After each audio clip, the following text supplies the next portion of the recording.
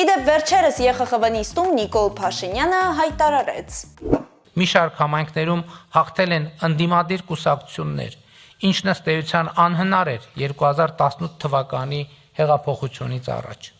3 հոկտեմբերի 20-ին Բերման ենթարկվեց 1 օր անց էլ կալանավորվեց Գյումրու ընդդիմադիր քաղաքապետ Վարդան Ղուկասյանը, իսկ կա ընդդիմադիր համայնքապետ Հայաստանում, որը չի անցնում քրեական գործերի իշխանության կողմից հարուցած խոչընդոտների միջով։ Վանաձորի, Բերդի, Վարդենիսի, Գորիսի եւ այլ համայնքապետերի նկատմամբ ինչ արեց իշխանությունը, հարուցվեցին քրեական գործեր, եղան կալանքներ։ Բազմաթիվ համայնքներում էլ ընդդիմադիր թեկնածուները չեն ընտրվել, քանի որ ՔՊ-ն կարողացել է կազմակերպել նոր ընտրություններ։ Բայց այս ամենը ոչինչ է մեկ այլ դեպքի հետ համեմատած, որն ունեցավ ողբերգական ավարտ, սպանվեց Փարաքարի ընդդիմադիր համայնքապետը